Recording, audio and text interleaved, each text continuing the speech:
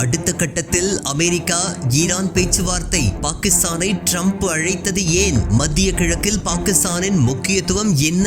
Iran மற்றும் America இடையே அணுசக்தி ஒப்பந்தம் குறித்த பேச்சுவார்த்தைகள் தொடங்கியுள்ளன. இந்த பேச்சுவார்த்தைகள் ஓமனில் நடைபெற்று வருகின்றன. தற்போது இந்த பேச்சுவார்த்தையில் அரபு மற்றும் பிற முஸ்லிம் நாடுகளையும் ஒன்று சேர்க்க வேண்டுமா என்பது குறித்த விவாதங்கள் நடைபெற்று வருகின்றன. இருப்பினும் பாகிஸ்தான் மட்டுமே அதிகாரப்பூர்வமாக இந்த அழைப்பை உறுதிப்படுத்தியுள்ளது. இந்த பேச்சுவார்த்தைகளில் பாகிஸ்தானின் பங்கு என்னவாக இருக்கும் என்ற கேள்வி அனைவரது கவனத்தையும் ஈர்த்துள்ளது. ஈரான் மற்றும் அமெரிக்கா இடையிலான பதற்றத்திற்கு மத்தியில் பாகிஸ்தானின் பெயர் குறிப்பிடப்படுவது இதில் முதல் முறை அல்ல. கடந்த ஆண்டு பாகிஸ்தான் ராணுவ தளபதி ஜெனரல் அசீம் முனீர் அமெரிக்கா சென்ற போது அதிபர் ட்ரம்ப் மற்றும் அசீம் முனீர் இடையிலான உரையாடல் முக்கியத்துவம் வாய்ந்ததாக பார்க்கப்பட்டது. அந்த சந்திப்பில் ஈரான் மற்றும் இஸ்ரேல் இடையிலான மோதல் குறித்து விவாதிக்கப்பட்டதாக கூறப்படுகின்றது. இந்த நிலையில் தான் ஈரான் மற்றும் அமெரிக்கா இடையிலான பேச்சுவார்த்தைகளை எளிதாக்க பாகிஸ்தான் அமைதியாக உதவி வருவதாக முன்னாள் அமெரிக்க தூதரக அதிகாரியும் ஸ்டிம்சன் மையத்தை சேர்ந்தவருமான எலிசபெத் த்ரெல்கெல்ட் கூறியுள்ளார். ஈரான் மற்றும் அமெரிக்கா இடையிலான பேச்சுவார்த்தையில்